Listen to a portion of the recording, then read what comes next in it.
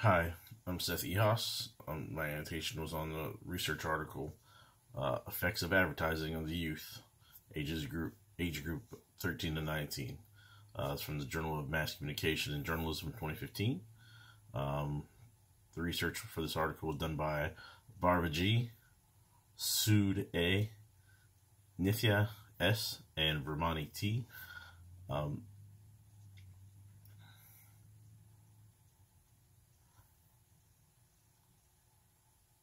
The study goes over the effects of advertising and the effects that it has on children in the age group that I mentioned, 13 to 19 years old.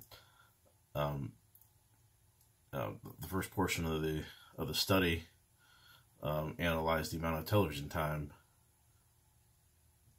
that children have, and which on average is 2 to 3.5 hours a day for children in America or the West, and the amount of advertisements that the children are bombarded with, to where so much advertising leads to poor dietary habits due to a variety of things, but mainly because they're seeing all these, for example, McDonald's, Burger King, fast food commercials, and sugary drinks, sodas, things of that nature.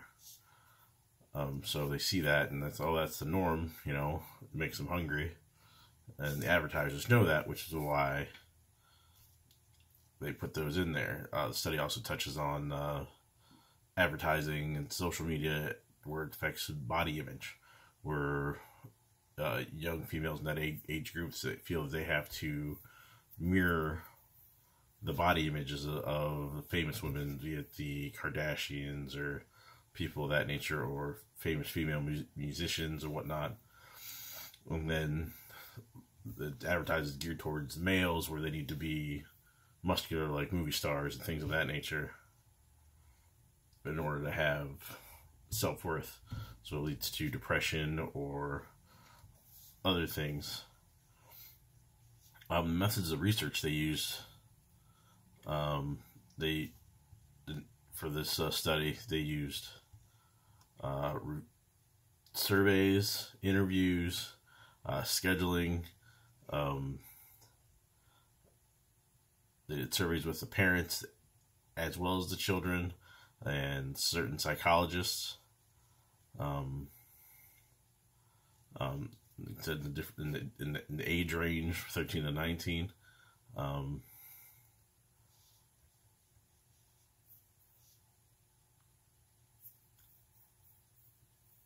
The study's findings were, like I previously mentioned, through the surveys, questionnaires, and interviews, that the amount of advertising was a direct correlation to, like I previously stated, poor food choice habits, and things of that nature.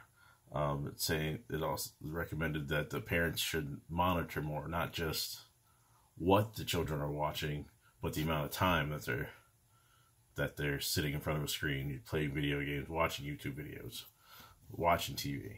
That way they're not that susceptible to the advertising.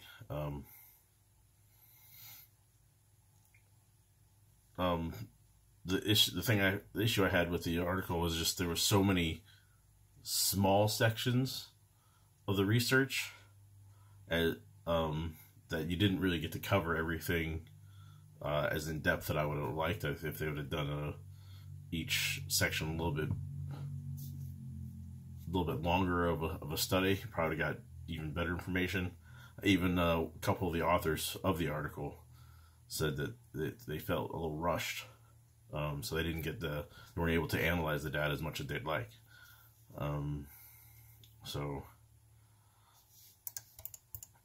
if I was to suggest anything, it would be to take the information and study it over a broader period of time, either over a wider group of subjects, or focus it on just a certain type of advertising in each area, either social media, television, or even in video games, because ads pop up in there all the time now, especially if you're playing live online.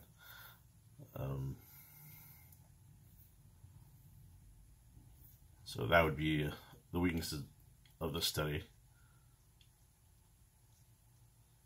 The strengths of the study is the fact that they're how they connected, in my opinion, the dietary choices based on the advertising, to where the point they're saying that the government needed to step in and put restrictions on advertising for certain kids because they're more susceptible than others. But at the same time, to do that, how much government do you want controlling in all aspects of your life?